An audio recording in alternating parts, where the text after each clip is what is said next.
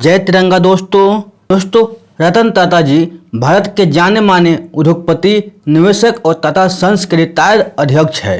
रतन टाटा 1991 से 2012 तक मिस्र टाटा ग्रुप के अध्यक्ष रह चुके हैं। उन्होंने 28 दिसंबर 2012 को अपने टाटा ग्रुप के अध्यक्ष पद को छोड़ा, लेकिन रतन टाटा टाटा ग्रुप के चैरिटेबल ट्रस्ट के अध्यक्ष आज भी है। वो दुनिया की सबसे छोटी कार बनाने के लिए पूरी दुनिया भर में प्रसिद्ध है। उन्होंने अपनी बुद्धिमत्ता और योग्यता के बल पर टाटा ग्रुप को एक नई ऊंचाइयों तक पहुंचाया है। रतन टाटा जी ने टाटा ग्रुप के अध्यक्ष के तौर पर भी टाटा ग्रुप का नाम देश विदेशों में रोशन किया है। रतन टाटा एक प्रसिद्ध उद्योगपति होने के साथ साथ एक नेक इंसान भी है, जो कि अपनी दरिया दिली के लिए भी जाने जाते हैं। वे हमेशा ही बाढ़, असहाय, गरीबों, मजदूरों, पीड़ितों और जरूरतमंदों की मदद करते रहते हैं। पूरा नाम रतन नवल टाटा, जन्म 28 दिसंबर 1937, सूरत, गुजरात। पिता का नाम नवल टाटा, माता का नाम सोनू टाटा, सिमोन टाटा, सौतेली माँ। शैक्षणिक योग्यता बीएस डिग्री, संरचनात्मक इंजीनियरिंग के साथ वास्तुकला में उन्नत प्रबंध कार्यक्रम, पुरस्कार पद्म भूषण एवं पद्म विभूषण। रतन टाटा का जन्म, बचपन, प्रारंभिक जीवन एवं परिवार। भारत के महान बिजनेसमैन रतन टाटा भारत के सूरत शहर में 28 दिसंबर साल 1937 में एक व्यापारी घराने में जन्मे थे।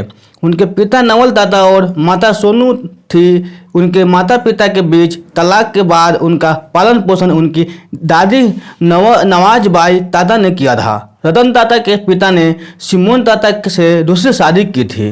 रतन टाटा का नवल टाटा नाम का सौतेली भाई भी है। रतन टाटा ने अपनी शुरुआती पढ़ाई मुंबई के ही कैंपियन स्कूल में रहकर पूरी की। इसके बाद उन्होंने मुंबई के ही कैथेड्रल और जॉन स्कूल में रहकर अपनी स्कूल की पढ़ाई पूरी की। साल 1962 में रतन टाटा जी यूएसए चले गए, जहां उन्होंने न्यूयॉर्क के इथाका के कार्नेल यूनिवर्सिटी से स्ट्रक्चरल इंजीनियरिंग के साथ साथ वास्तुकला में अपनी बीएस की डिग्री हासिल की और फिर वो अमेरिका के हार्वर्ड बिजनेस स्कूल में मैनेजमेंट प्रोग्राम की पढ़ाई के लिए चले गए।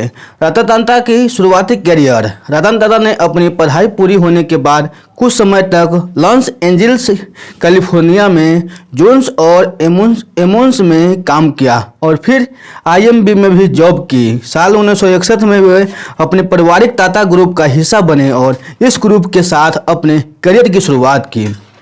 देश के इस सबसे बड़े ग्रुप से जुड़ने के बाद उन्होंने अपने शुरुआती दिनों में टाटा स्टील के शॉप फ्लोर पर काम किया। इसके साथ ही टाटा स्टील को बढ़ाने के लिए इस दौरान उन्हें जमशेदपुर भी जाना पड़ा था। बाद में उन्हें टाटा ग्रुप की कई अन्य कंपनियों के साथ जुड़ने का अवसर प्रदान हुआ। रतन टाटा का संघर्ष और सफलता। रतन टाटा को साल 1971 में राष्ट्रीय रेडियो और इलेक्ट्रॉनिक्स कंपनी में प्रभारी निदेशक नियुक्त किया गया। उस समय इस कंपनी की आर्थिक हालत बेहद खराब थी, जिसके बाद रतन टाटा ने अपनी काबिलियत के दम पर एनईएलसीओ कंपनी को नाम सिर्फ नुकसान से उभारा, बल्कि 20% तक हिस्सेदारी भी बढ़ा ली थी। हालांकि जब इंदिरा गांधी के सरकार ने देश में इमरजेंसी लागू कर दी, उस समय आर्थिक मंदी की वजह से काफ़ी परेशानी उठानी पड़ी। यही नहीं, साल 1977 में टाटा को यूनियन की हड़ताल का सामना किया, जिसके चलते बाद में नेल्को कंपनी बंद करनी पड़ी। इसके कुछ ही महीने बाद रतन टाटा को एक कपड़ा मिल इम्प्रेस मिल्स की जिम्मेदारी सौंपी गई। उस दौरान टाटा ग्रुप की यह कंपनी भी घाटा से गुजर रही थी। इसके बाद रतन टाटा ने इसे काफ़ी संभालने की कोशिश की और उसके आधुनिकीकरण के लिए निवेश करने का आग्रह किया, लेकिन निवेश पूरा नहीं हो सका और उस दौरान बाजार में भी मोटे और मध्यम सूती कपड़े की डिमांड नहीं होने की वजह से इसे भी नुकसान का सामना करना पड़ा। फिर कुछ समय बाद इसे बंद कर दिया, लेकिन रतन टाटा ग्रुप के इस फैसले को संतुष्ट नहीं थे। इसके कुछ दिनों बाद जे.आर.डी. टाटा ने साल 1981 में रतन टाटा की काबिलियत को देखकर उन्हें टाटा इंडस्ट्री के उत्तराधिकारी बनाने की घोषणा की। हालांकि उस समय रतन टाटा को ज़्यादा एक्सपीरियंस नहीं होने की वजह से इसका विरोध भी किया गया था, बल्कि बाद में साल 1991 में रतन टाटा को टाटा इंडस्ट्री व इसकी अन्य कंपनियों के अध्यक्ष पद की जिम्मेदारी सौंपी गई। रतन टाटा की काबिलियत और योग्यता के बल पर टाटा ग्रुप से नई ऊंचाइयों को छुआ और था। इससे पहले इतिहास में कभी टाटा ग्रुप इतनी ऊंचाइयों पर नहीं गया था। उनकी अध्यक्षता में टाटा ग्रुप ने अपने कई अहम प्रोजेक्ट स्थापित किए और देश ही नहीं बल्कि विदेशों में भी उन्होंने टाटा ग्रुप को नई पहचान दिलवाई। रतन टाटा के कुशल नेतृत्व में टाटा कंसल्टेंसी सर्विसेज ने बल्कि पब्लिक इशू जारी किया और टाटा मोटर्स को न्यूयॉर्क स्टॉक एक्सचेंज में सूचीबद्ध किया गया। सन 1998 में टाटा मोटर्स ने पहली पूर्णतः भारतीय यात्रा कार टाटा इंडिका को बाजार में पेश किया।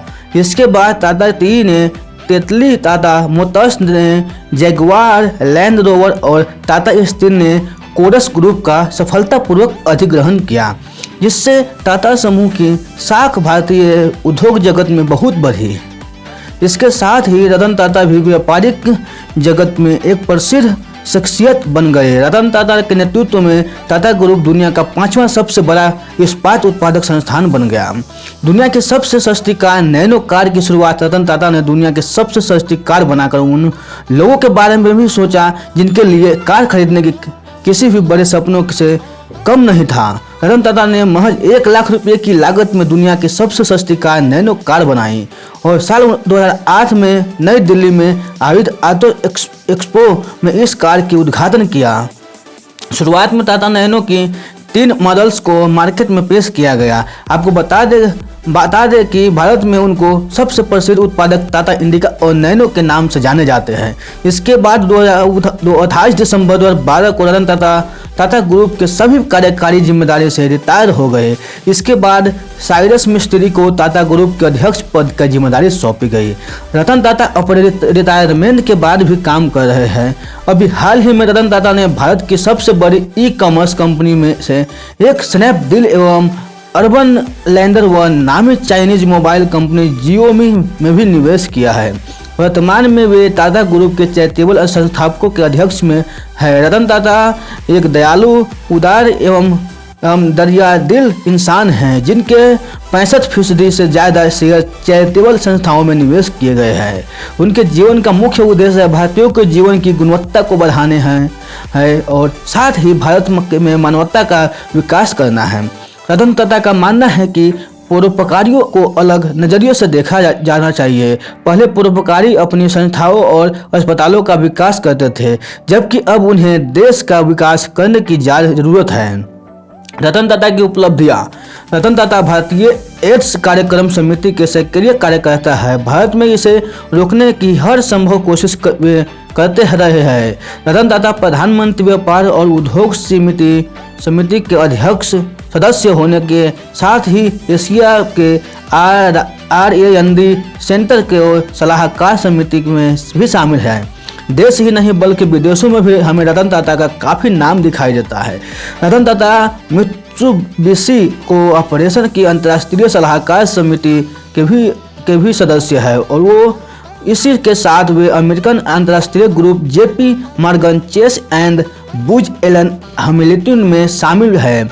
उनकी प्रसिद्धि को देखते हुए हम यह कह सकते हैं कि रतन टाटा एक बहुप्रचलित शख्सियत है। रतन टाटा भारत के सबसे सफल और प्रसिद्ध बिजनेसमैन में गिने जाते हैं। रतन टाटा एक बेहद सिंपल और सादगी से भरी शख्सियत है, जो कि दुनिया की झूठी चमक दमक में विश्वास नहीं करते। वे सालों से मुंबई के कोलाबा जिले में एक किताबें से भरे हुए फ्लैट में अकेले रहते हैं। रतन टाटा उच्च आदर्शों वाले व्यक्ति है। रतन टाटा मानते हैं कि व्यापार का अर्थ सिर्फ मुनाफा कमाना नहीं बल्कि समाज के प्रति अपनी जिम्मेदारी को भी समझना है और अब व्यापार में सामाजिक मूल्यों का भी समावेश होना चाहिए। रतन टाटा का हमेशा से यह मानना था। जीवन में आगे बढ़ते रहने के लिए उतार चढ़ाव का बड़ा ही महत्व है। यहाँ तक कि ECG में भी सीधी लकीर का अर्थ मृत मान जाना जाता है। इसे रतन टाटा हम लोगों को लिए एक आदर्श, आगे बढ़ने के लिए एक आदर्श दिखाई देता है।